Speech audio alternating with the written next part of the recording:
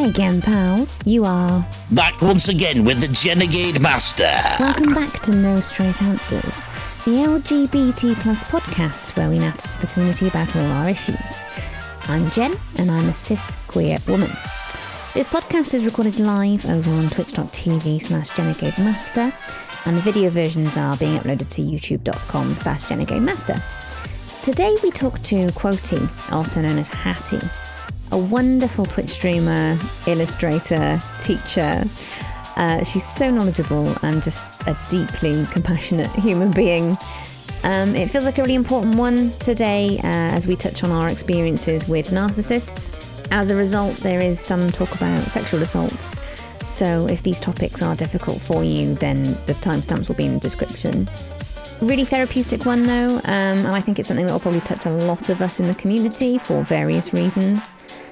We also wonder whether being pansexual can make you look younger, and the best way to vaccinate the homophobes.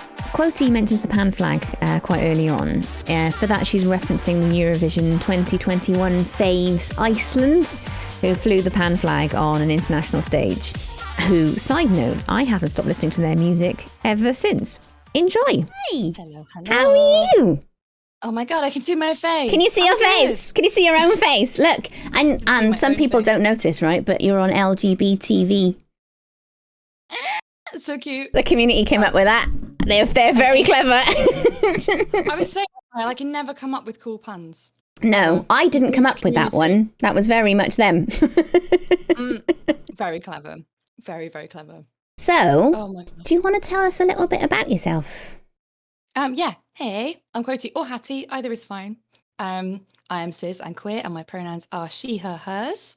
And I am a teacher, streamer, and illustrator. That's me. Oh, and I'm a Jew as well. That helps tell people that, I guess. Do you want to start us off on gender versus biological sex? Oh my gosh. I guess this was sparked by a conversation that I have with my students all the time, and actually ties in really nicely to what we were saying today. We were messaging earlier today about like cishet people, especially children, not having like the first clue about anything in that sphere, really, unless they are part of the queer community. So like every time I've mentioned it, kind of in my own little LGBT bubble, thinking, oh, everybody knows about this. Everybody knows that biological sex and gender are not the same thing, you know? And then you get like, pretty much like my colleagues as well. They're like, is it not? And like the kids are like, no, if you have this genitals, then you're this. And I'm like, wow, okay. Didn't we decide as a whole planet that was not the case? So do you mean the kids think like basically like the way that their cishet parents are thinking? Is that what you're saying? Yeah. And but also the adults that I guess they spend time around, because like I guess outside of the queer bubble, a lot of people haven't got a clue. Because like a lot of the people whose content I consume are either queer or they're allies. So a lot of their content kind of meets my expectations of those things. Yeah. So like the pan flag, right, thing, all of the people whose content I consume are like, way, the pan flag. But cishet people who are not inside that bubble had no idea what that was. So like I've had this conversation more this week than I have had that conversation ever, which is really bizarre. But I think because a lot of the PSHE stuff we were covering this week was to do with gender and sexuality, to kind of clear that up. But it's a lot of those PowerPoints and those little sessions are written by people who are not part of the LGBTQIA plus community. So it's really kind of like, this is what it is, but with no like outside experience. Or like their own personal experience. And so it's a lot like they put LGBT and not LGBTQIA plus, which I guess some people, there's still a debate about whether it's whether one is more inclusive than the other or whatever, or whether one's fine and one isn't fine, or whatever. I think inclusion in all its forms is great. So I'm like, whatever. Like, why are we getting so pissy about semantics when like, you know, human rights is way much more exciting to me and important. But they they just put that, but they don't do any like kind of background stuff about it. And they don't talk about they don't talk about queer history. They don't talk about they definitely never clarify that gender and sexuality are different. Yeah. So kids are often getting confused and saying things like being transgender is a sexuality, right, and things like and things like that. And often you get a lot of jokes about like, I identify as a attack helicopter, which is just a horrible troll meme from the darkest places of the psycho internet. It's basically Ricky Gervais's whole career at this point. Oh God, yeah. Oh, there's an amazing ContraPoints video about that, about how like taking the mick out of minorities and disadvantaged people is not comedy. It's just bigotry. And if you laugh at it, you're like, that's okay. So like people continue to laugh at it. With Gervais, what really, really got me is I watched the first series of Afterlife when it first came out, and I was like, oh, this is lovely. This is quite a nice thing. Second series was in, I think it is episode 6, where they basically have a man who identifies as a young girl. And I watched it and I went, right, well, I am never, ever watching anything you do ever again, because it was like, for me, that is just a variant of your attack helicopter joke. Fuck you. You're taking the piss out of trans people. I'm done. Yeah. Yeah. He just like, I've been boycotting him for a long time because I just think he's a horrible scuzz. I was separating myself from him for a long time, and I like, but because I liked the first series of Afterlife, I thought, right, I'll give this a shot and see if he can restrain himself long enough to not make a trans joke.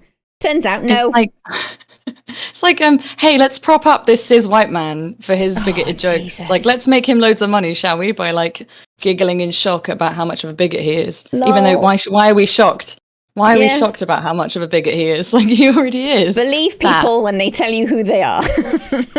Yeah, like, and also, like, why does it matter? I literally had this conversation with one of my kids. This kid is 13, right? So, in the nicest way possible, sorry, 13-year-olds, right? And you are valid human beings, but you literally have no life experience and you know absolutely nothing. Like, absolutely nothing, right? And I, like, this kid was, like, adamant. You know, and I was like, so what does it take away? Like, it's a good way to approach the conversation with the kid is, what does it take away from you? Because obviously the reaction you're having is an angry one. Yes. Right? Mm-hmm. So like, why are you upset? What has been taken away from you by these people being allowed to have a taste of the same kinds of privilege that you do? And he couldn't answer the question, but instead of like entering into a discourse with me about it, he just got really angry and like threw a tantrum, because we're not enabling kids to have the language or like the maturity to tap into that kind of stuff and have those conversations. We're just allowing them to have a strop, and then adults get upset by the strop, but they don't want to deal with it, so they remove themselves from it and they just punish, which is so much easier and lazier to do. I will say, they're not 13, but this does tie into the conversation I had with my parents last weekend, because it's affected me for a full week, right? This is how much it got to me, where we had a conversation where it just spiraled into all sorts of shit. Like, it was like, they didn't understand trans people. They didn't understand what cis meant. They were incredibly dismissive of they, them pronouns. Oh my God, I have that all the time. Oh my God. And it was, exactly. With kids, they're children. Though. With kids, not with 60-year-olds. And but the thing is, those kids grow up into adults and they stay the same because no one allows them to become better. We just keep them the same. Yeah, that's probably fair. And we disadvantage them by allowing that to happen. But I think the reason it really got to me is it was like they were saying all these things about essentially people really dear to me. You're insulting my friends when you say this kind of shit. On top of that, I mean, it gave me yet another reminder that they probably don't fully accept who I am as a person, because they claim that it's fine and they just want me to be happy. But I mean, my mother in particular keeps saying the phrase, "You're probably better off alone, love." I was like, what, forever? Oh my God. So because you don't want to face up to me bringing home someone who might be trans or non-binary or a woman, it's better for me to be single and alone forever. Is that your option? Oh my God. It's wild, isn't it? It's wild. That's really problematic. As takes go, it's quite the take. Yeah, like I'm constantly made more and more aware of how privileged I was to grow up in the environment that I did.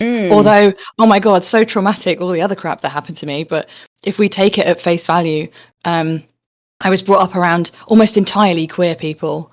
Like, so it's not, it was never something that was like not okay. Yeah. I mean, like my sister's trans, and when she started her transition, I think like it was obviously difficult in terms of like semantics, because you keep saying like the dead pronouns, and then you're like, crap, I said the wrong pronoun. Okay. Yeah. And then my sister would just be like, oh no, it's chill. Like, just, like apologize and then say the right one. Yes. And then then that's just it.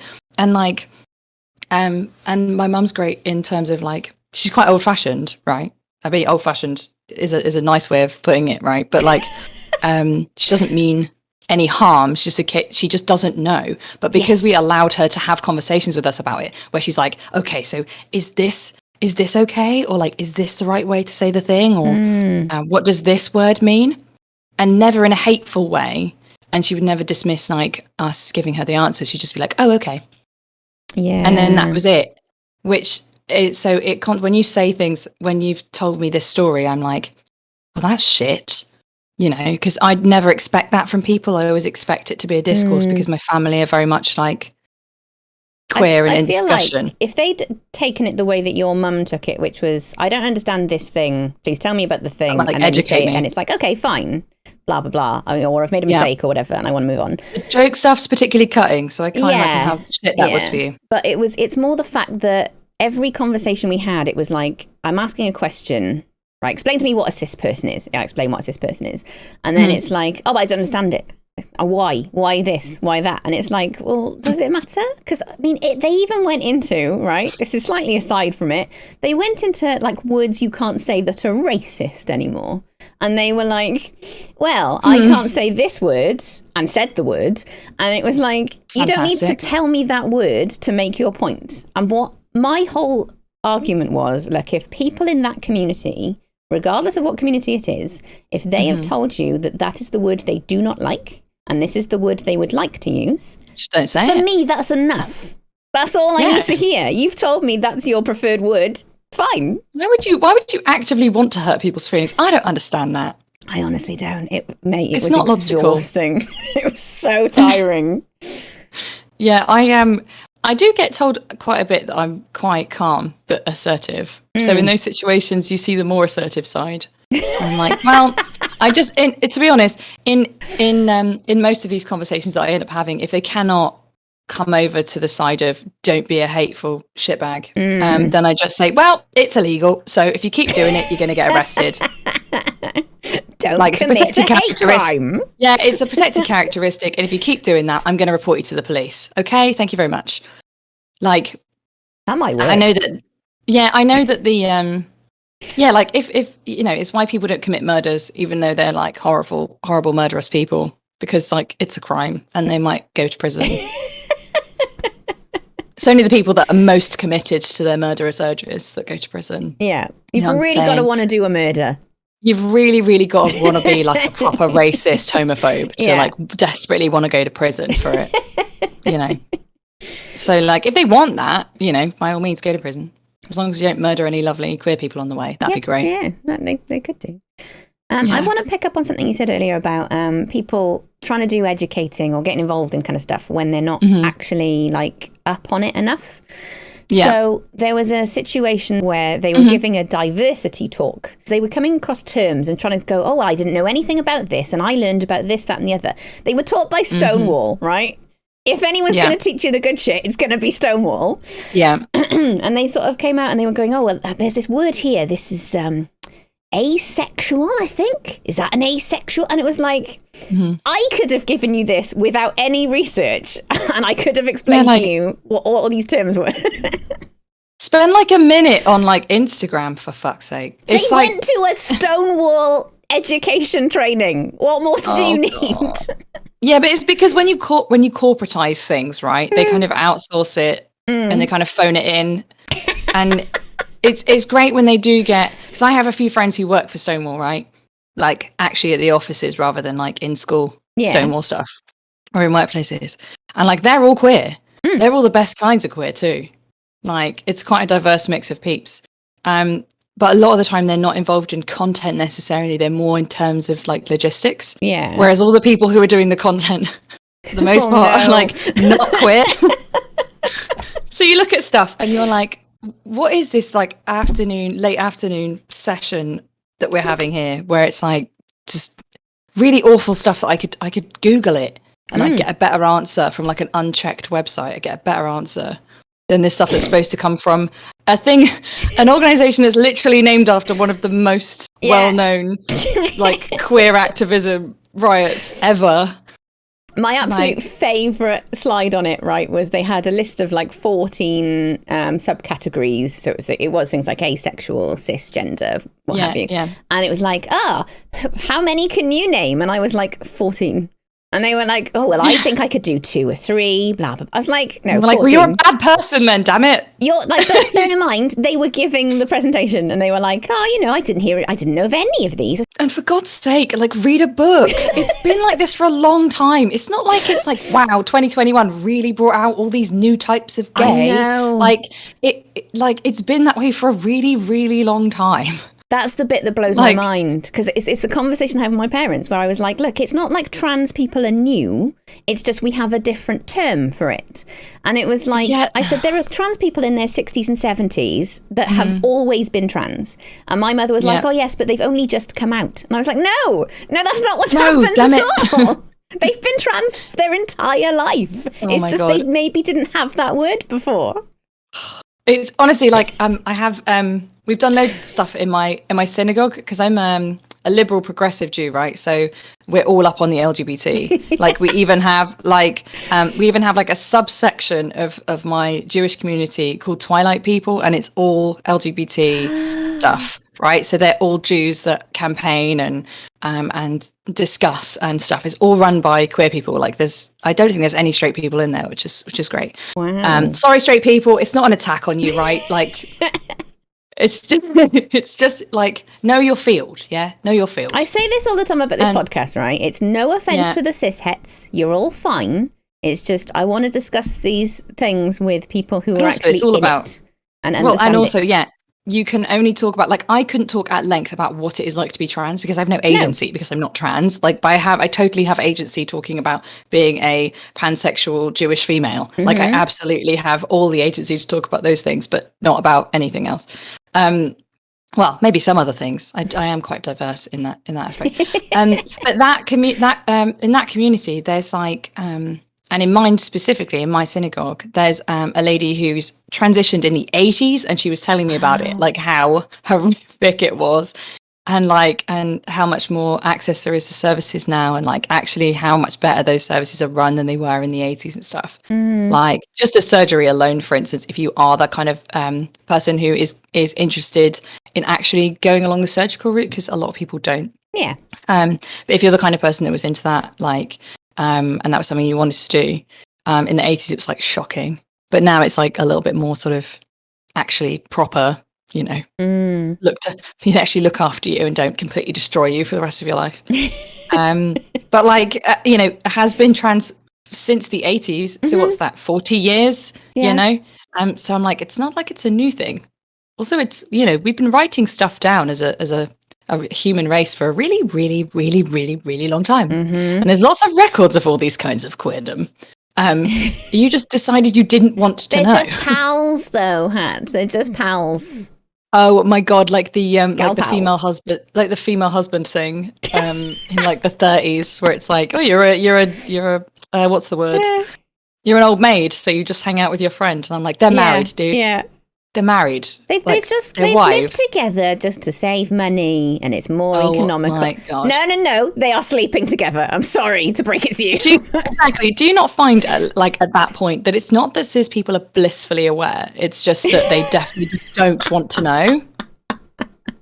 They're literally putting in the effort to not believe it, like, at that point. Actually putting in, I'm like, just take all the effort that you're putting in to try and avoid validating me as a human being, and just like accept that it's a new thing that you've learned. Oh, so much. Like, it's a new thing and it exists, and like, who cares? It's not taking anything away from you. It's just bringing people up to the same level as what you have. So much that. Try being I suppose we all are. Try being a queer person telling somebody that. because this isn't an attack on you. We're not going to round you all up.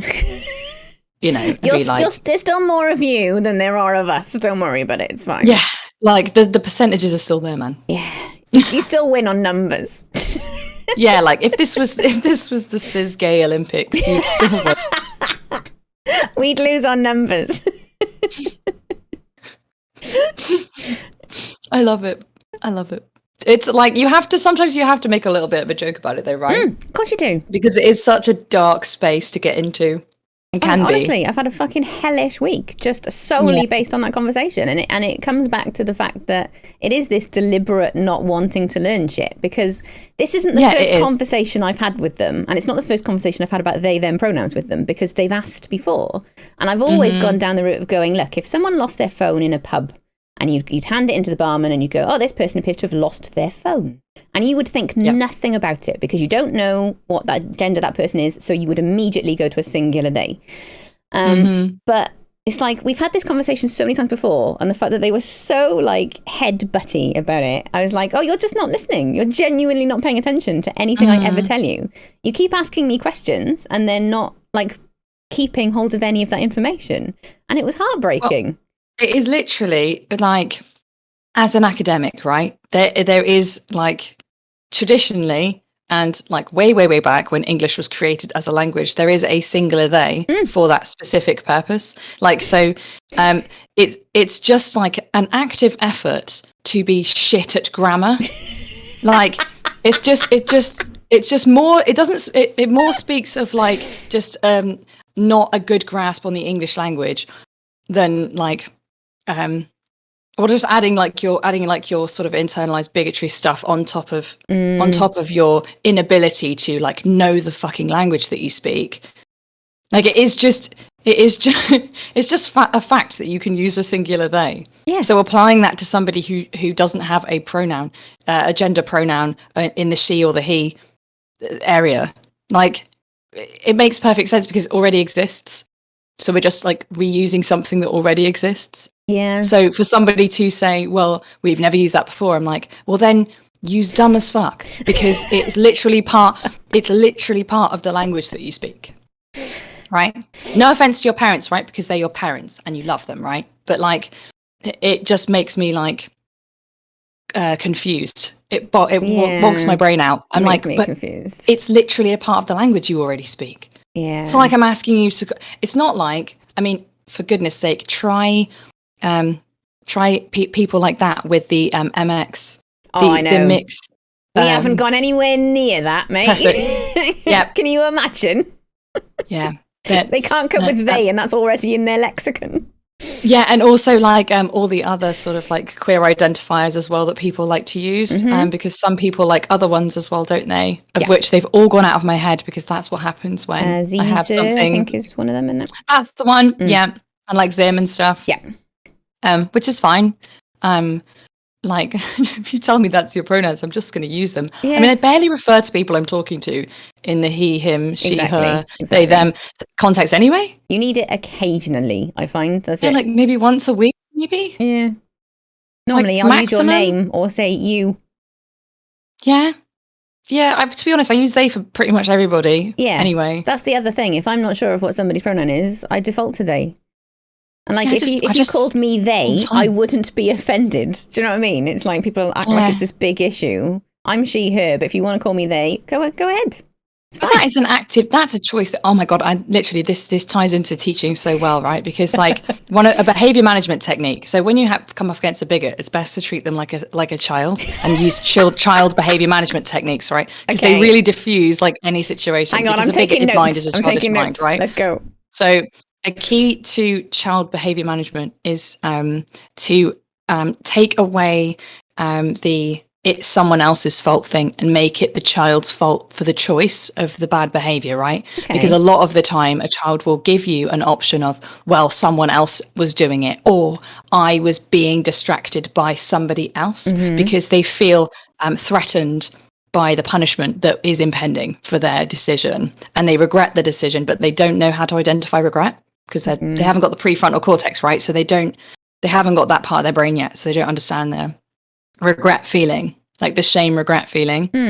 So you have to get them to recognize that it's a choice and that it is hard to stop choosing that, because it's really easy to misbehave. It's so easy, especially if you really enjoy your friend's company and you want to chat to them, but a teacher is standing in front of you telling you what you need to do for the lesson, and you're talking when you're not supposed to be. But you still have to be like, that's a choice. Like, being a bigot is a choice, right? Because we're not born hateful.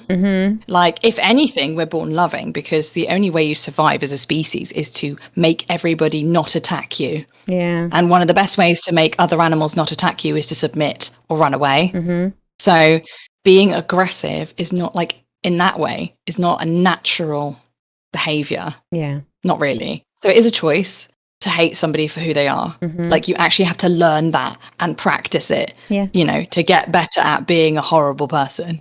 And it takes time, and it takes like reinforcement and stuff. So I try and use like behavior management techniques on bigots. It's really funny when they're older than me as well. Makes me laugh. But it works. Something that Teddy said that I think is worth picking up on. It's so weird, by the way, because my sister's called Teddy. Everyone's like, Teddy, and I was like, where is she? Oh, bless her. This is another Teddy, but I'm I think it was the Teddy that was in the chat, right? Yeah. But Teddy said, I think a part of it is you being their daughter. They've been the one to teach you for so long. Flipping the dynamic is hard. Yep. And I think there's probably a huge link in with that, because, I mean, they still think I'm like 12, man. I'm 38. They always will. Yep. Jesus, you look great for 38. Thank you very much. Oh my God. You are like, because I'm 29, right? Yeah. And we look the same age, dude. I know, right? I literally do my nothing. Christ.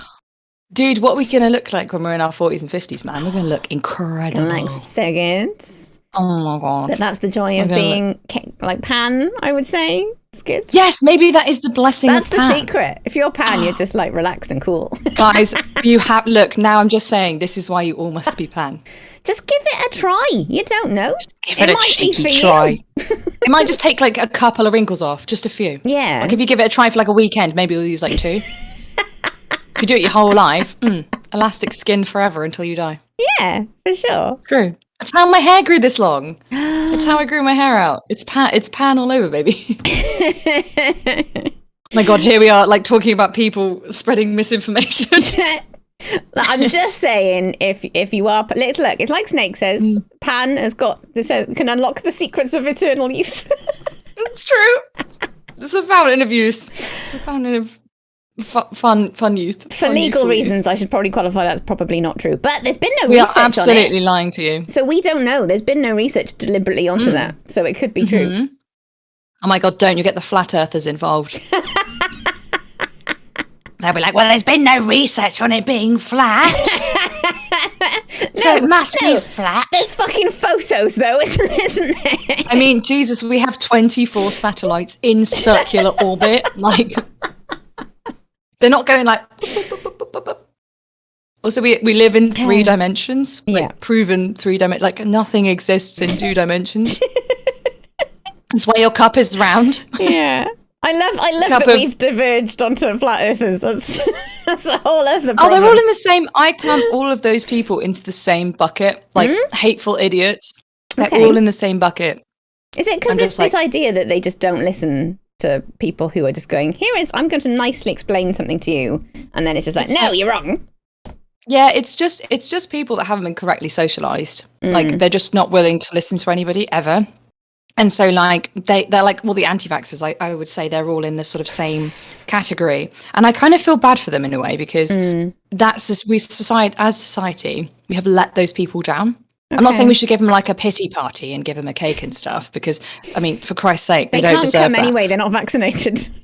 No, God, no, they can't. They have to all stay indoors. Stay indoors. Lock them in a house. Lock them all in one big house, just all together, so we know where they're at. There we go. If they're all ill, they're all ill. It's fine. Oh, God. But, yeah, can't do that. It's taking away someone's liberty, even if they are a nut job. But, like, I think we have... It's exactly where all the homophobia stuff comes from, right? It's just... an inability to access information, right? And like, I feel like it's a disservice that we've done them as like, I guess if we're speaking just specifically like Britain, right? I think we've done them a disservice by not educating them correctly. and not giving them enough time to be educated, and trying to speed it through and focusing way too much on content over like clarity. So like people who are already disadvantaged and don't come from backgrounds where education is key, or like where understanding and compassion are things that they have time for. Because if you've got two parents working full time, do they have time to spend a lot of time talking about compassion in that way with their children? Yeah. Probably not.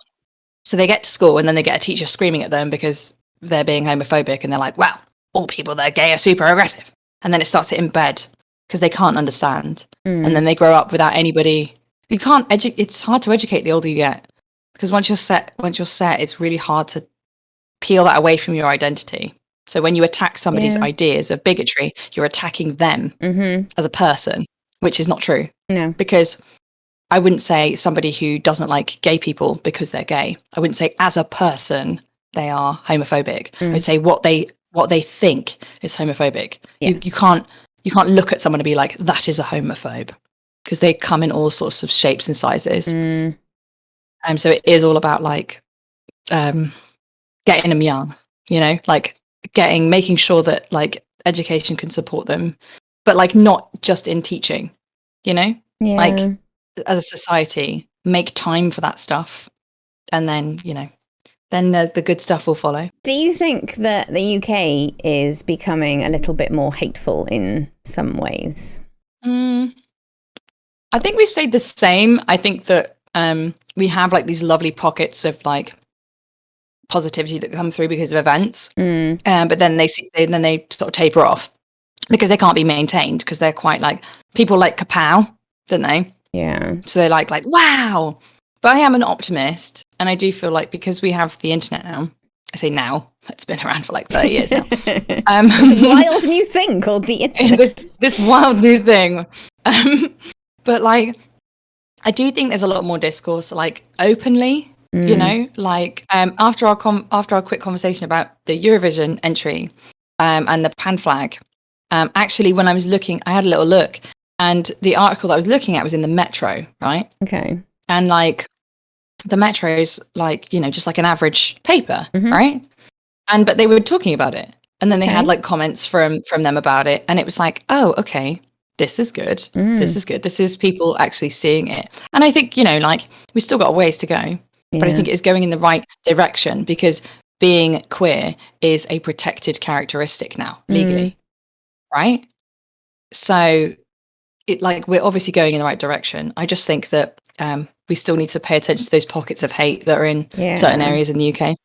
It's interesting that you mentioned the Iceland thing, because it was like, you raised a really good point with me before this, where you said, did they mention that it was the pan flag? And I was like, oh, do you know what? I'm not sure if they did. So I went back and checked this morning.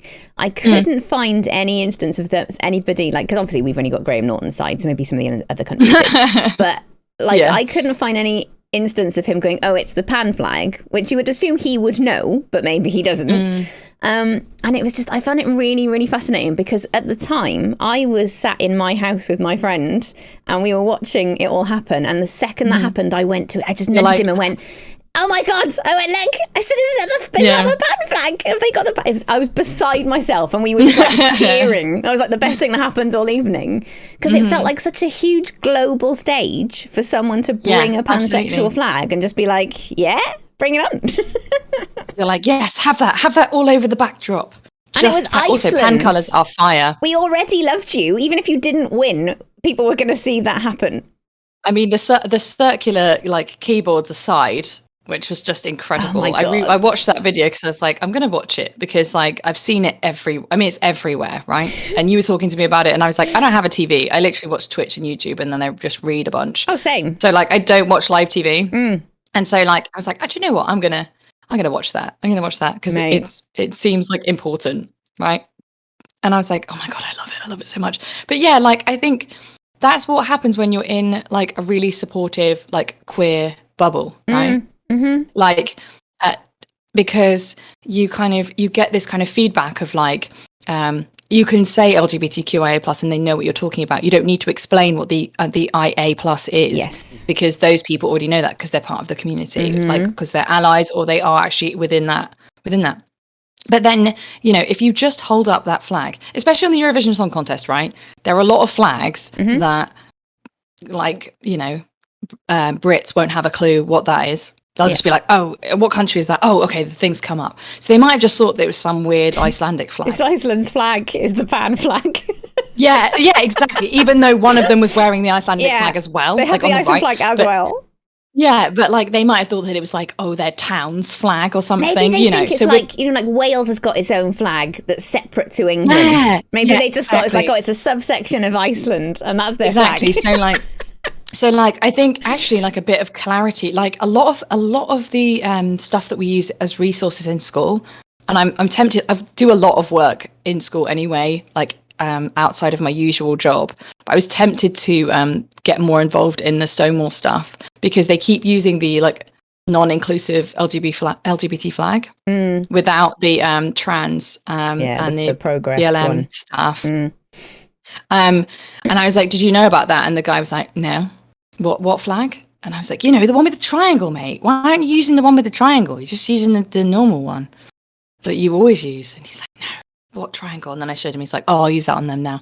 But I think it's like, unless you specifically are like, this flag is this, then I don't think it's going to, I live in a very small, like, friendship group. I go work in a really tiny area in Somerset. So like, I cannot speak for the entirety of the UK, but like, you can speak for Somerset though. Yeah, Somerset though. Oh my God, I grew up there. Good Lord.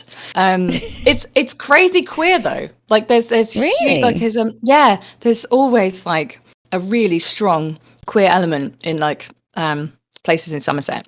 And we sort of like all the kids always spot me because I scream it from the rooftops about me being pansexual. I'm like, I'm pansexual, and they're like, but you're married to a man, and I'm like, yeah, because I'm monogamous. I can't just marry 3 people, can I? God. So like, I don't stop being queer just because I've married a person. But they take that actually when I say that stuff, and so the queer kids are always like, hey, miss, this is my flag. The kids always show me their flag. Aww. It's the easy way. They're like, look. And I'm like, is that the bi flag? I'm really crap with colours. I can never remember which one. That's the bi flag, right? And they're like, yeah. And I'm like, okay, cool. Sick. And trying to encourage them to ask questions and stuff like that. Because I think a lot of them will just like not get it and then just leave it at that. Yeah. Just like, I don't get it. But yeah, I think maybe it just is the areas that I'm in, maybe. I guess maybe people who are like in London and stuff, maybe they have a bit more exposure to it. Yeah. I feel like that thing you say about being pan and being married is really important because, I mean, I know certainly I go through pockets of not feeling gay enough for stuff. Oh my God, yeah. Why do you think I dress like this? Oh my God, I know. When I first came out, I was a fucking nightmare. I was like, right, have I got enough plaid? I've got enough Converse. I'm okay on the Converse front. I bought some Birkenstocks. Because you got to be absolutely sure that you can just go, get the old rainbow watch strap. It's important to tag it just so people know. Absolutely. But it's like, it's exactly that. When you get married, if you get married into a seemingly cis-het marriage, there are so many assumptions that just made. It's like, oh, well, you're not gay anymore, are you? It's like, well, no. You're still I'm like, yes, pansexual. I signed a certificate to convert myself to heterosexual. I promise to abandon the gay lifestyle. Yes, I will never again engage in any kind of gayness. Yeah, I will never fancy another woman.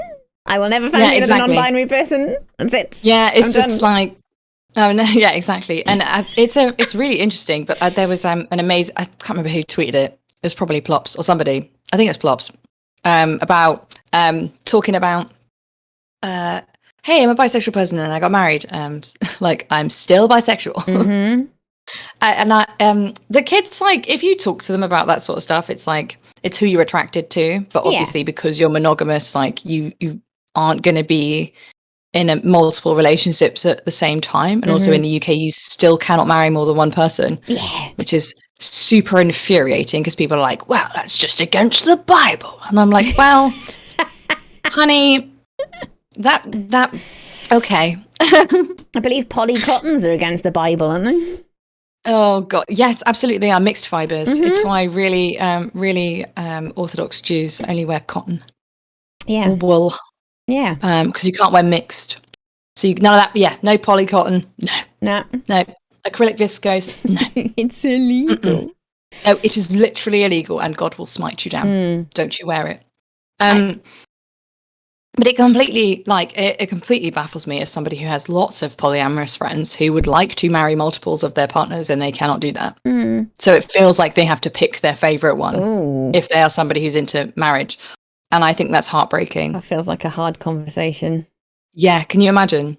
And what if it's a poly relationship where actually all of the people are involved in it as a unit, rather than it's one person with one partner who also has their own partners, or that kind of thing? Because there's multiple ways that it can go, right? Yeah, depending on how people are feeling and whatnot. But I can imagine that's really sucky if you're the kind of person that's into marriage. Yeah, that you have to pick. Isn't that really inhumane in a way? it's kind of harsh if you really want to get married, I guess. But then, what's going to happen, Quotea? We're going to all marry the dogs, apparently. That's... Yes, and cars.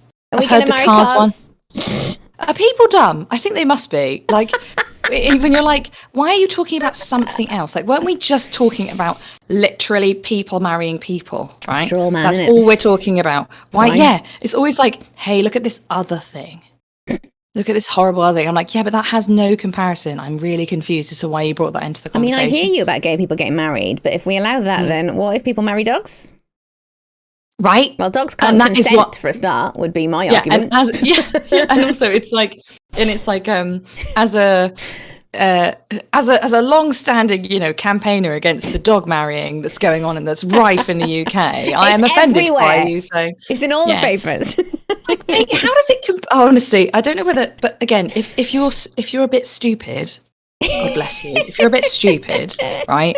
That obviously logically connects. As if it's going to be anarchy if two people want to enter into a legal contract that also has some religious connotations. Obviously everything's going to go to pot. If those people, love each other and want to have a committed relationship, everything's going to go to hell. Yeah. As if it's somehow well, in their eyes, I guess Satanism.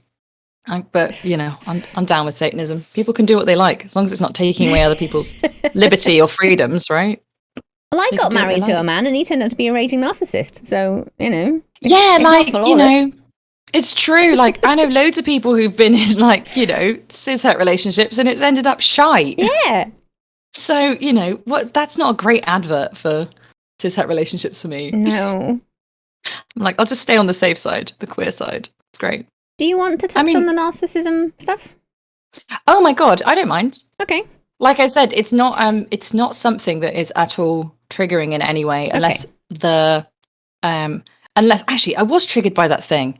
Remember when I had that week off? Yeah. But that's because somebody was exhibiting the same behaviours towards me. So that's the only time I get triggered. Whereas I'm exceptionally well managed in my bonkersness. You recognised it though. Yeah. Oh yeah, it's super easy to recognise. I mean, I've been I was traumatized at a young age, so I've had a long time to work on it. But I just mean I usually have boundaries for talking about it with other people, because I realize that actually I might not be helping them if I'm having that conversation with them, because I'm not trained. So I try not to advise, but I'm happy to discuss for sure and theorize about things. But I'm not a trained counseling practitioner. No. So for all I know, I could be totally doing someone irreparable harm by talking to them about it, I think you might be worrying too much about that aspect of it. Oh my God, it's because my stepmom is a counsellor. So she's always I can't talk to you about this because this, that and the other, because you're a family member and blah, blah. She's very intense about it. Because very much, something I thought was really amazing this week is somebody checked in on me because of the member of the sort of Twitch community turned out to be another narcissist. Somebody checked in on me to make sure I was okay, because they realised there may be some other shit tied up in that. And I was like, oh, do you know what? It's really nice that you've thought to bring that up. But I'm fine with it. That's wholesome as hell, man. It's wholesome. Look, get yourself some queer friends, is what I'm saying, because they all give a shit. Oh my God. Well, they have to, mate, because nobody else is going to give a shit. Yeah, exactly. And they care. But yeah, I'm absolutely happy to talk about it if you want. Okay. If you want. Go for it. Do you want me to talk about my stuff? Yeah, go ahead. Yeah. Well, so my I have some trauma, but the person involved is I don't want to talk about that stuff. But I do want to talk about I had a partner for a few years, and just was a very messed up person themselves. But you don't notice that as somebody who's on. Some people don't notice it as someone at that time who was on their own kind of mental health journey and not 100% right at the time. So I was definitely more fragile, definitely more vulnerable, and definitely more self-conscious. So someone paying attention to me was like, wow, my God, they fancy me. This is great. I must not be a horrible, ugly piece of shit. This is great. And then just turned out to be like a raging, psycho, gaslighting narcissist. Shit. So like who mentally and physically abused me for a few years and then had the audacity to break up with me.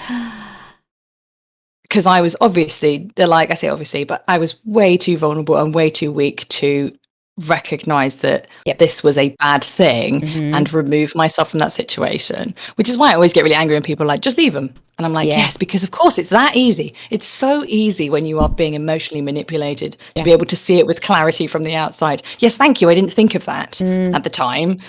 I try not to get too angry about it though, because they don't know. They haven't been through that. And I'm glad they haven't been through that. No. But then it took me like a year or so of like, you know, counseling and therapies and things like that. And then actually having a good one-to-one conversation with him about it. Oh, wow. And he was like, I literally had no idea that that's what I was doing. And I was like, well, I call bullshit, but like, this is what you did. This is how it's messed me up. And I need you to accept and live with that for the rest of your life because you have done this to me. And I mean, it literally caused me to have an eating disorder. So like, I used to be lovely and plump. Oh, I used to be big and plump and gorgeous. Like at my biggest, I think I might have been a size 20, although like that whole time is kind of blurred with all of the traumatic brain fuzz that you get. I don't know if you get that, like where you miss pockets of time because your brain is so wonked out. But yeah, I was lovely and juicy, and now I'm not lovely and juicy. I still okay with my body, but like not as juicy as I used to be. But still, like, you don't really get closure, even if you do have that discussion, if you're lucky enough to have that discussion where you have a space to tell that person what they did.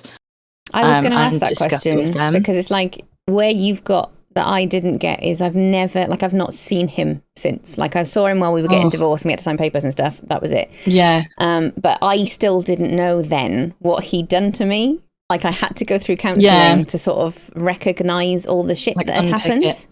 And it's like, it's amazing what you say about missing pockets of time, because it's like, if I try and think about the specific things he did to me, I can think of a handful, but I know that it was just relentless. I've said before that there was a point where we were 4 years into that relationship and living together. And I remember being in our bedroom, just sobbing my heart out, and literally asking myself, saying, is it worth being in this relationship? I remember asking myself that question. Not only did I stay, 3 years later, I married the bastard. Yep. So, do you know what I mean? It's like, I can't believe I got that low with it and still didn't leave. So people saying just leave, it's not that fucking easy. No, and it is like, I think people don't realise how intense emotional manipulation is, and how much more like invasive and like evil it actually is, even if that person doesn't actually know that they're doing it, because for the most part those people have been traumatized as well, right? And they're enacting their shit on you, right? But it's like, you could physically chain me to a bed, but I'd be like, I don't want to be here. Like, and when you unchain me, I'm gonna leave. Right? That's just physical. But if you mentally change somebody to you, it's not that, you don't even know that you're it's almost like you don't even know that it's a bad thing. You're just like, oh, you know, like we're having an argument, we're going through a bad patch, That's you know. just how and you talk yourself down, or you're like that cliche of like, I'm gonna fix him, you know, he's damaged, his mum's a bitch, like, oh god. So obviously like yes. you know, obviously like, you know, he's dealing with his mum being a bitch, but like, I'm the woman who's gonna like sort him out, because, you know, I'm gonna teach him that females are great. It doesn't matter how many plates he throws at the back of my head, because we can just buy more plates. And it's so warped and like nuts when you look at it from the outside.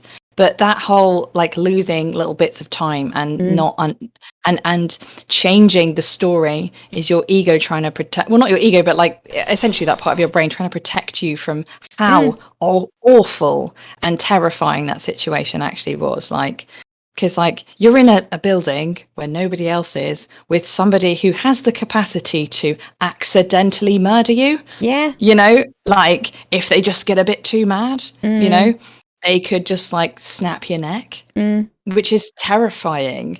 And so like that's why I'm a bit more like I do get angry with people, but you've got to be compassionate, haven't you, really? When they're like, oh, why didn't you just leave? Exactly. Sounds really dangerous. It is. But it's it's interesting what you say about changing the kind of narrative in your head as well, in that, like, I mean, even now, I can only go as far as to say that he sexually abused me, whereas I know full well it's a step up from that. And it's a step up from that on multiple occasions. But my brain cannot say that word because I'm like, yeah, well, I was married to him. You know. Oh my God. Therefore, it can't have been that word. It must just be sexual assault. No, and exactly. It's so like pervasive, isn't it? It gets right in you. It's like a disease. And it's like, that's what people don't realize, I suppose. And like, this is why I don't enjoy it, right? But I like talking about stuff like that openly because it doesn't affect me in that way anymore because I've dealt with it. Like that stuff is like done. And what happens to me now is like I'm in control of it and I'm so happy about that. Yeah. Like, yes, I still have an eating disorder and it still affects me physically, but I don't have any of the other accompanying shit, you know. And actually, I feel so much more empowered to go to my doctor and be like, hello, I need support with this thing. And also I think it's affecting my bones now. And they're like, okay, that's cool. And that I can do, and I can acknowledge that stuff. And it's just like, that's just horrible. But I'm not like, I can have relationships with people. Like I've got a lovely husband who I love deeply, who we're in an excellent relationship together. And I have friendships and I trust people. Yes. So obviously I've dealt with that stuff, but it's like, I think it's important to discuss it with people because I don't think they understand. I say people, you know what I mean? Understand like how dangerous that is and how it stems from such a innocent looking place, like a bloke whose masculinity is a little bit fragile, you know, and what that can turn into for that person could be something really intense. Well, anybody. I've got friends now that won't say a bad word against him because he is, quote, nice to them. Oh, I know, that stuff. I'm like, yeah, but you know that they've done this thing, so they couldn't possibly be a nice person. I've like, told nice you what they've done to me, and then it's like, oh yeah, but he's nice to me though. Okay, yeah, so like, still a monster. A lot of our friends, because we're like everybody, a lot of people I know and him are from my hometown.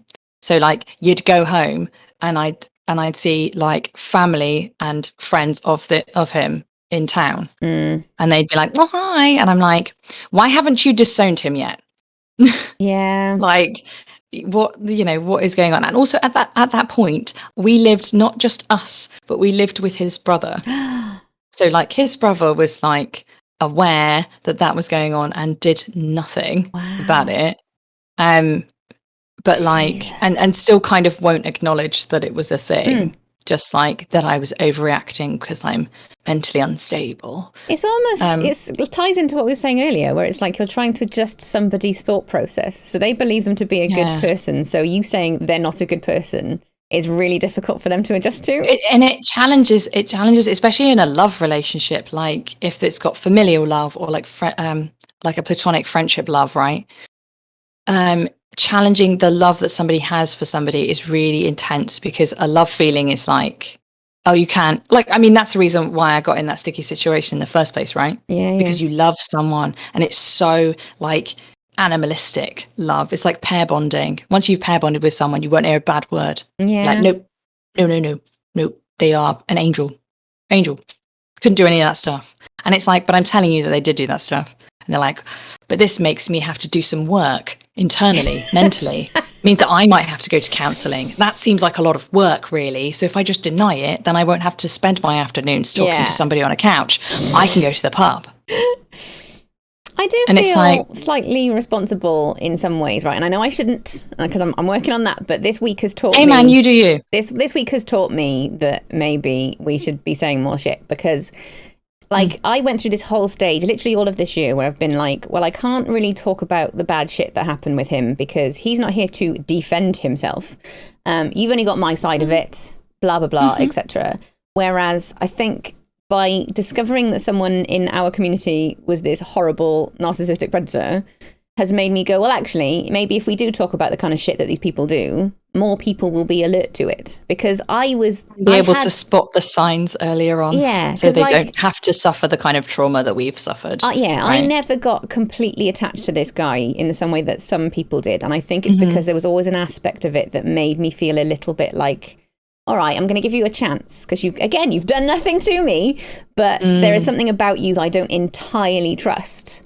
And then this all fucking happened. And it's like, oh, actually, I mean, I'm glad that the instincts are there slightly to go, oh, maybe we don't trust this person. Because I don't want to be in the position where after my experiences with that bellend, my bellend, not this bellend, I closed off for years. Like I literally put so many barriers up. I wouldn't let anybody in. And then it was just like getting onto Twitch and meeting new people and going, oh, actually, people are generally pretty good people. It's just the occasional dickheads. And I don't know if you find this, but did you find that when you started entering into the world of the internet and making friends, that you were still like dubious about friendships that you were making online? 100%. Because like I've always had trust issues since I was about 8 because of all of the other trauma. This just compounded it and added an extra mental health neuroses to my stack of already mounting neuroses. But I definitely was like uncomfortable. But I like Twitch in that you can see someone's face. Yes. Yeah. And so you can read, like, I don't know about you, but I'm so much better at reading body language and like eye contact stuff. And things like that, where you see the genuine facial movements of somebody and you're like, they don't seem like they're psychotic. Yeah. So I can probably trust this person. Like with you and with Cactus and everybody, when you have conversations with your chat, you can tell that it's genuine because you have like mouth tweaks. A sociopath is not going to do mouth tweaks. What's a mouth tweak? When you're talking and you're thinking, you have these little tweaks in the corner of your mouth when you're thinking, and a sociopath won't do that. Oh God, okay. Because they have to. Sociopaths have to actively move their face to imitate human face, right? So it looks weird. You get like uncanny valley, like what's wrong? When you meet someone, you're like, what's wrong with you? It's probably because they've got some kind of like sociopathy, right? But they can't move their face. Right. So you're like, that doesn't make any sense, right? And like eyebrows and squinting of eyes. Like when you laugh and your mouth goes like this and your eyes squint, that's a proper laugh. Okay. People who are fake laughing don't do that.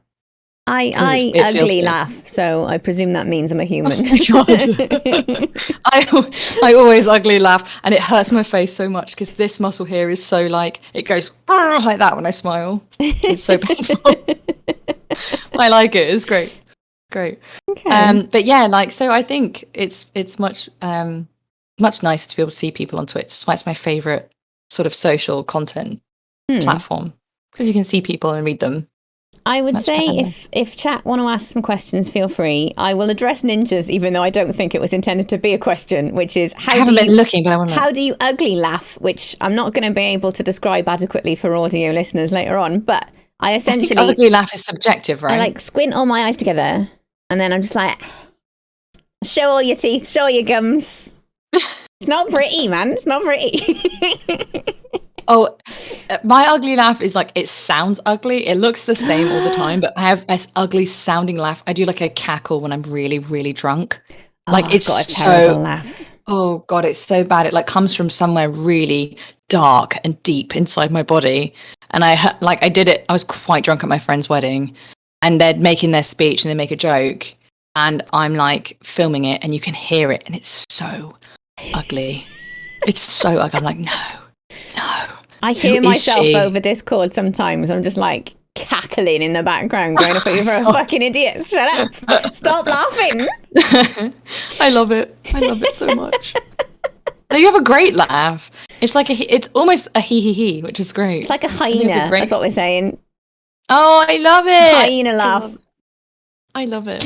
I just breathe it in. My laugh is in, so I'm like like that.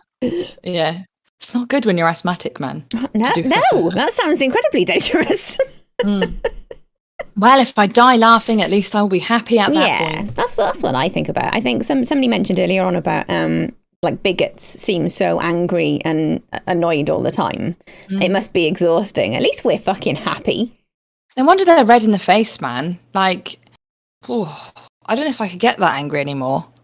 I'm quite a chill person.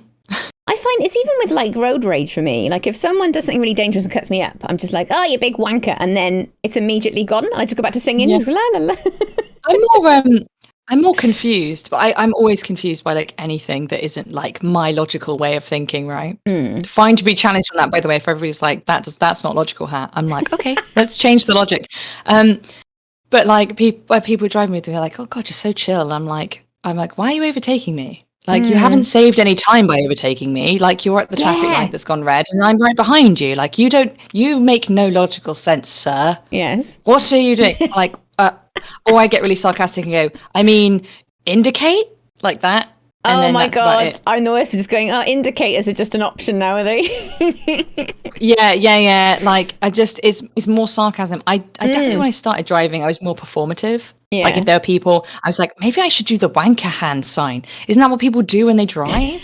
How can I perform humanity properly when I'm driving so people don't realize that I'm neurodiverse? And then I'm like, oh, it's cool. I'll just do me. I'll just drive appropriately. I do get sworn at quite a lot because I drive the speed limit because it's a legal requirement. Yeah, it's weird that, isn't it? Yeah, I'm quite like that though. I'm like, but it's illegal to go above 70. No, so why are you doing it? Sticking to the speed limit. You are a paragon of virtue. I mean, like, I think it's probably because my brain's a bit wonky. I think that's probably the main reason I do it. Yeah, it's probably because my brain's a bit wonky, not because it's the right thing to do. Oh God. Oh my God. The minimum, Kate's just said 70 is the minimum speed for me on the motorway. I love Kate, but I may never want to be in a car with her. I think we've established today. Yeah, just tell me to go. Just tell me to go into the slow lane and I will. I like the middle because it's like in the middle. It's like equal. I'm not leaning to the left or to the right. I'm like in the middle. It's like equal. Yeah, I'm bonkers. It's okay though. I'm happy with how bonkers I am. Yeah, it makes me feel good. I'll be honest. I highly suspect I am undiagnosed ADHD.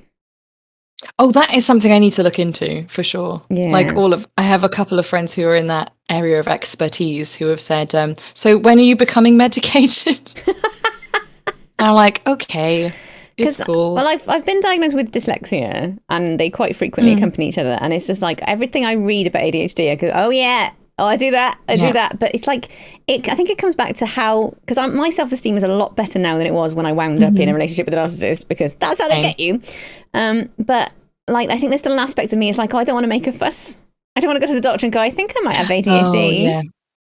And as somebody who has like a lot of like comorbidities, right? And I have a lot of like physical medical problems and like mental medical problems. I'm like, cool, let's just write a list of stuff. Yeah. And then my GP's like, I can only do one thing because they won't pay me more to do more. Like there's not enough of us. You can only have one appointment. Yes. So I'm like, do I have a look at my musculoskeletal problems today? Do I get a new inhaler? Or do I ask them to diagnose me with ADHD? I do that so much. It's something that people don't, I guess, like I had a moment the other day actually, and I was like, hang on, there are people who don't have medical problems and who don't have mental health concerns. There are people who are like sane. Who are these physically people? Well, and I was like, I don't know anybody like that. I need to find someone like that. Is there anyone who's completely without any issue? Yeah, but like I know people with like complex, really complex like mental health conditions. Like I don't have any friends who haven't been traumatized, who haven't got some kind of really severe medical problem or like some kind of regular ongoing pain or something. I don't know anybody who isn't like that. Yeah. Like I need to get someone like that so they can tell me what the good life's like. What does it feel like to not crick How your does own it neck feel when you lie down? to not have any issues? What does it feel like to not have hip pain, at the end of the day from literally standing up? I pretend I have no issues, but I have issues. Oh my God, yeah. Teddy says everyone should go to counselling, which I highly, highly agree with. Yes, and oh my God, there's so many different types. So try them out, because honestly, you go one time, you might have a Freudian person, right? And which is fine, but if you need somebody to guide you, maybe Freud is not the one to go with. But then you can have Jungian guys who are a bit more holistic and chill. There's so many different types. The holistic ones I love, man. Because I like the ones who engage in a dialogue, because I need someone to walk me through it a step by step. Yeah, same. DBT is quite good for that, but not great for people who just need to get words out of them without interruption. So I had CBT years and years ago on the NHS, and I think the problem with it is it was only 6 sessions. And not enough, mate. Not enough. By the end of it, we'd identified this one traumatic event I had when I was 14, and I was like, "Oh, that's what's triggered my brain. That's why I think the way I do." Blah blah blah. Well, brilliant. It opened you up, man. Fixed it. It's great. And then it was nothing went away. Nothing helped, even though I was aware of this thing that was affected, and it's because my real trauma that triggered all of this stuff happened before then. So I was with Mind, I think it must have been 2 years ago now. I had to go on a waiting list and all the rest of it, but I think it was something like 12 weeks. You could have up to 15 if you needed them, but it was 12 weeks, and it was person-centered, and I didn't really get through all the queer stuff at all, but I started thinking about it more. That's a whole other kettle of fish as well, right? Whole other thing. It depends. I find that a lot of the identity stuff and a lot of the this outside thing happened, and then stuff that's come from inside that's coming out. Yeah, I think sometimes you might even need not a separate person, but a separate style for that thing. Much like you wouldn't go for to a heart surgeon to sort out your knee problem. Yeah, I think that's fair. Because for my stuff, it was what came out was this whole self-esteem shit, and how I was literally putting everyone else's opinion ahead of my own feelings. And I was like, baby. I didn't even know I was fucking doing that, but that does explain how I married a narcissist. Yeah, absolutely. Yeah. Oh God, it's amazing. You can just pick out that one little thread, and it just completely unravels almost an entirety of your persona, right? One little thing. My whole issue with gaslighting and questioning my own mental health and questioning my own queerness and stuff because of that. Because I'm what if I am crazy? Yeah. And it's well, yeah, Hattie, you are a little bit crazy, mate. But that's fine. It doesn't mean that you forget entire events. You're not psychotically insane. Yeah. And I know people who are psychotically insane, and I'm definitely not on that level. But oh my God, it was just being triggered again. Actually, a couple of weeks ago, I was oh my God, I actually have been pretty good and sane this whole time, and I've been doing really well. And I was getting really upset with myself because I was having panic attacks occasionally, which is fine because I have literally got panic disorder, right? So that happens, and it's fine, and I calm myself down. But oh my God, I did ugly crying, proper, all of the liquids come out of your face, and you can't breathe, and you go like that. I was oh my God, I need to go back to counselling and just talk about that a little bit more. Just a little bit more. I've got a really nice counsellor though. She's cute. She's a little old lady. She's great. She always makes me a cup of tea. I had a lovely counsellor, but literally on our last session together, as I was walking out the door, she was like, "Oh yeah, me and my partner, we go to Pride." And I was like, why did you not mention this before? You're oh my God, right at the end of the session. I told you I was having issues about not feeling gay enough. Why didn't you tell me? Oh my God. Fuck. Yeah. Yeah. Maybe she was I'll hook her for another session. Yeah. She'll come back if I oh my God, if I announce I might be in the community. I still don't know if she was or if she was just an ally or what, but it was oh, sorry, is this a possibility? You're I opened that can of worms now? I must know. We could be friends. I must know. We could be big gay buddies. Pour a few peanuts out. Okay. So I need, when I don't know if you're like this about dry roasties, but they're dry roasted peanuts. I gotta eat them. They're right next to me. Maybe not with dry roasties, but possibly Pringles. Oh my God, Pringles though. What flavour though? Barbecue, man. I do, but I think they've got real animal in them, have they not? Have they? I always like to check. I made a in case joke there's on... a secret hidden pig. I was in the semi-final, the heats of So You Think You're Funny on Thursday. And I made a joke about how if I never have kids, because I don't want kids, it means I can continue eating meat, because I will be neutral. Oh yeah, you'll be carbon neutral now. Yeah, I said if anything, I'll be in credit. So if I don't have any kids... God. Dude, literally, this is like, honest to God, I'm an environmentalist, and this is a conversation I have had, right? I was like, right, I have a car, okay? And a kid is like another car. And I was like, I don't know. I'm going to have to like pay for some offsetting, right? Like I'm going to have to pay for some trees to be planted because I can't rectify that in my mind. Yeah, you're going to have to. No, you have to. Yeah. Because they're like, humans are super polluted, but like if I make another one, Jesus. And I've got a cat as well. Good Lord. Like, it's not right. It's not right. I'm going to have to offset that kid. But honestly, I was like, should I? Because that's really bad. Oh, bless what if you. they? I love that was a consideration. What if they honestly, eat I'm meat? like that. What if they eat meat? That's also carbon awful, right? Maybe I have to move around where you are. Please do. I am half vaccinated and I test regularly. Ditto. And then we just have to get Cactus to do a test and vaccinate him. Come on, Cactus. And then we can hang out. God's sake, man. Sort it out. I reckon my second's coming up in the next couple of weeks. I reckon I'll be called soon. Wales is great like that though, right? Mm-hmm. They are ahead of the game when it comes to vax. Wales is going great guns with vaccination. Oh my God. Vaccinate all the queer people, please. Thank you. Yeah, vaccinate us all first. Yes. Then get to the cis people, the cishet people later. The homophobes can be last. Yeah. I mean, we have to because of the people who can't be vaccinated. Exactly. And we need to herd immunitize ourselves. We need it for other people. I'll do it begrudgingly. And do it really hard as well, just like jog it in there. Do it in a dart gun. Because then you get the pleasure of shooting them, right? But you're doing them a nicely. service. Yeah, in a nice way. You're shooting them with like life-saving vaccine. Yeah. I do not condone violence in any way, but that would be exceptionally cathartic. Can't we just spread the rumour the vaccine is part of the gay agenda?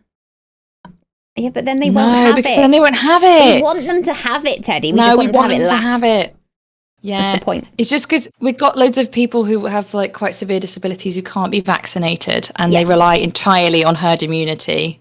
So if we're all vaccinated, and you only get herd immunity through vaccination. So if they're all vaccinated, then... Well, you can get it the other way, which I'm not going to go into, but you can get it the other way, but it does kill thousands of people. Yeah, it's super hard. It's so much easier and better. Yeah, it's so much easier and better to do it when you're vaccinated. It actually is cheaper as well. Mm-hmm. Then we bring out a straight version, says Teddy. Can we make the queer version be like pink and glittery? Yes, please. And the stickers they give you have got a rainbow on them. Yes, please. But like the inclusive rainbow, so it's obvious it's not the NHS rainbow because now every time people put a rainbow everything, it's NHS rainbow. I literally called my mother up on this because she's got this Twitter account that she never uses, only to like complain at companies. And she set her profile picture to be a flag that it's not a flag, sorry, the rainbow, but it was in the LGBT rainbow colours. And I was like, and I said, well, I hope you fully support the LGBT plus community because that's what that means. And she's like, yeah, but NHS in it. I was like, no. I said that colour scheme in that order specifically means something else. So honey, we have not come this far. No, we have not come this far for you guys to pinch our sodding rainbow. You can have a fucking rainbow, just have it in the normal rainbow fucking colours. Right, just have a different fucking combination of colours. I mean, Christ, there's so many colours. Go on the Pantone website, right, and find a couple of rainbow style colours. And then fuck off and use those. I love the NHS too, Teddy, but I'm just saying they can have a normal rainbow. The actual sky rainbow is fine. And also, let's be fair, it's not like the NHS had time to come up with it. It was someone else who came up with it. Someone else did that, for sure. Like, they're knackered. Yeah. They're knackered. They're not like, they're not like going up to the graphic design community and being like, hey guys, we need to like think of how to make the NHS like more promotable. I'm like, everybody has to the reason the NHS exists is because people have to use it. Like, it's not like they need advertising. We need a rebrand, lads. Yeah, like 98% of the country have to use it, right? Like, they haven't got time or cash to be hiring in like a highfalutin graphic designer. Like all the junior doctors get together and they're like, right guys, we need a powwow because we got to talk about the rainbow flag that we're doing. And then some guy comes in and says, yes, we're going to take the LGBT flag and turn it into like. People were though. If you looked on Amazon, they were selling NHS flags, and it was literally just pride flags, and it was like, mate, no, it's not a thing. It's not. Yeah, but again, it's like people like wantonly like. Wanting to be like that, like wanting to ignore it. They have to try really hard to be like, that's an NHS flag. I'm like, yeah, but you could look it up and then you would know. Yeah, it's really easy. It would take you. The internet exists. Oh my god, Google, for Christ's sake! You do a Google search. You could do a reverse image search. I know. They'll tell you right then what that is. You do, honestly. I have this conversation with kids all the time because kids aren't computer literate. They only use apps, right? So they don't actually know how to use a web browser. They don't know what it's called. They don't know it's called a web browser, and they don't know how to search stuff. They think that Google is a website, right, or an app, and they don't know what it's for. And they like read the first article and they say Google told me. Okay. Like 16-year-old kids. So I'm like, Jesus. It's a web browser. Yeah, because we're teaching them coding because obviously they're all going to become coders, but they don't know how to use a web browser. But they're like, I'm like, you could literally look it up. And they're like, yeah, but I looked for ages. I couldn't find it. And I was like, right, what did you type in? Yeah. And I'm like, what did you type in? And like, they just type in something really stupid. Like, it has nothing to do with anything. And I'm like, why didn't you just type in gay flag or pride flag or something like that? And they're like, oh, I didn't realize that. And I'm like, what the hell were you putting in? Like, isn't that just... But bigots do that too. They're just like, I don't want to look it up. See, that's my concern. Read my bigoted newspaper, and that's it. Which, well, my parents do read a bigoted newspaper. Hello, Daily Mail. But like, that's God my bless concern. them, but also don't. Well, allegedly, it's because they like the crossword, and I'm like, yeah, but stop reading the fucking articles because you parrot it back to me. I know you're reading the articles. Buy a box of crossword puzzles. Print them off the Guardian website. Buy a crossword book. I bought them a crossword book to try and wean them off the Daily Mail. Didn't work. Yeah. But that's my concern with, at the moment, I'm like their sole source for anything LGBT plus related. And I don't know everything. As we said earlier, I haven't got a trans experience, so I couldn't. At least they've got someone, though. Like, that's quite nice. That is a gateway for them actually knowing more. Because I guarantee, even if they're still being, like, offensive, right? Still laughing, making stupid mini jokes with you. It's because they feel safe to do so with you. But I can imagine that actually, if someone came for you over your queerness, I can't imagine that they'd be too happy about it. And like, I think probably more faith than I have. I know, but like, yeah, like you know them better than I do, obviously. But like, they still have now an understanding of that language, so they'll hear it and they'll know, even if they don't agree and or understand. But I think that's my concern with the Google stuff, is that to a degree, I shouldn't be their sole resource because it is fucking exhausting. But I'm also don't put work on the minority person. Exactly. Thank you so it's much. not on me to educate you on everything. But then equally, I'm scared of saying go and Google that, because if you go and Google what a trans person is, your first result's going to be might get hateful Reddit. shit. Yeah. Yeah. And you're going to fall across certain mums-based websites. Oh God. Oh, some of the stuff, honestly, like, also as a Jewish person on the internet, I searching stuff, you're like, oh God. Okay, I'm just going to close that window. Is it going to be good or is it going to be bad? Oh my God, it's always like, it's like when you go on, I love Twitter actually. I didn't used to because it was really anti-Semitic for a while, so I couldn't go on there because people would just like attack me or like my family or whatever. But I kind of like Twitter because of you guys. Like, Twitter's a lot nicer now because I've got like people who I'm following, and I only search for wholesome content and then keep up with news stuff. Oh yeah, kind of. Yeah. But I made the mistake. I've made the mistake so many times of like clicking on articles and reading the comments, and I'm like, no, why did I do that? It's not helping anybody to read these. Like, it's not helping me in any way to read this. But some of the like homophobic crap you get on the internet just by clicking like a picture of like a celebratory article. Yeah. You know, it's like Brighton Pride, you know, amazing. And then it's just like really terrifying, horrible homophobic shit in the comments. I'm like, oh no, why did I do this? I'm wondering if you've seen that tweet that went viral today. I saw it because Rachel Paris retweeted it. I haven't been on Twitter this morning. Oh my God, right. I've retweeted it, so feel free to look. Oh my God, I'll have a look. There is a woman called Gemma O'Doherty who's done this whole speech about how she thinks gay people are all really sad and upset and blah, blah, blah. She says she doesn't know any happy people, right? Has she been to Pride? Exactly, right. But she's hold on, it's 3,048 quote tweets, 167 retweets, whatever. I can't even see how many responses it is, right? It's the whole thread of comments. For once, please read the comments because it is just hundreds of photos of queer people in relationships, getting married, having families, being happy. It's fucking beautiful. She's like, I don't know any happy gay people and all the gay people have gone well. Hello.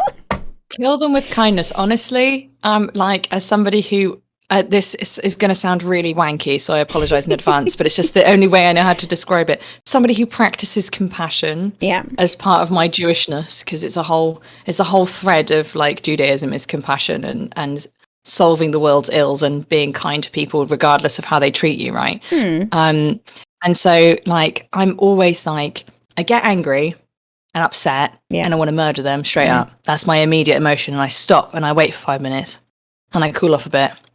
If I've had too much cold brew like I have today, you see me drinking through this thing, I'm going to keep drinking it till I'm fully bouncing off the ceiling. I love it though. It's my Saturday like buzz. It's great.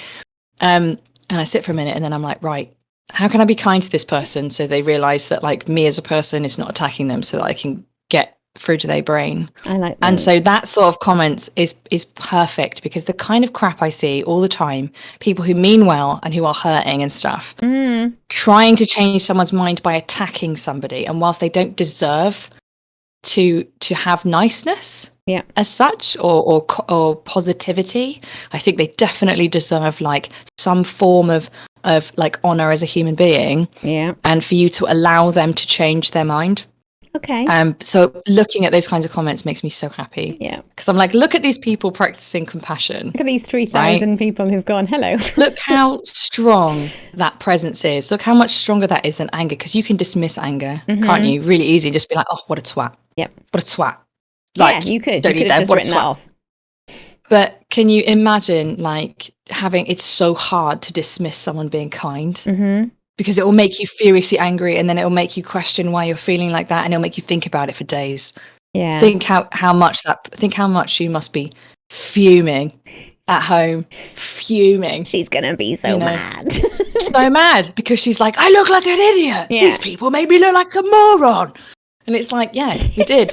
Because you said something that's obviously not true, you big dumb. You said something that was so easy to prove to be false, and people just proved it false. And it discredits them as a human being, right? And as all their ideas discredits them completely. It's like, look at this thing. This is not true. And then just people being like, it is. It's cool, babes. Obviously, you just didn't read enough books, but that's okay. Here we are to help you with your education. We can educate Don't you worry, babes. Yeah, don't worry. We got you. We got your back, babe. See, that's what I need for my parents. I need a whole collection of queer people just to be in my house and go, right, you take that one, you take that one. In fact, I've said this before, I don't know if you've seen Love, Victor at all, that was on Disney Plus. So lovely as a TV series. But there is an episode, which I've tried not to spoil too much so far, but it's been out for a while. There is one episode where basically Victor goes to meet some people. He thought he was talking to one person. It turned out he was basically getting advice from like 6 other queer people, because they'd all had different variants with different input from stuff. And they were all just like funneling it all through to try and help him. And I was like, I need that for my parents. Where's my crew? I have an amazing phrase that my rabbi uses to diffuse angry conversation. She's just the most incredible. She's an icon. She's an icon, right? She's incredible. And she always says, and why is it that you think that? Like, I'm curious to know why you think that. And it makes people explain themselves. And you should see the knots people tie themselves in, especially bigots, when you ask them, oh, that's interesting. Why is it that you think that? Or I'm curious to know why you think that. Yeah. Like, what made you come to that conclusion? And then them trying to explain themselves is really funny because it's all like reactionary. It's all like, well, if everybody's gay, then no babies will be born.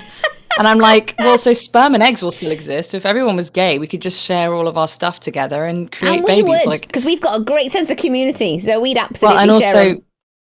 no queer people on the planet don't want their children. They actively seek out their children to make children. No There's never an accidental accidental gay pregnancy. Yeah. So it would be amazing. It would be utopian, actually. But far be it from me to suggest a queer utopia at this point.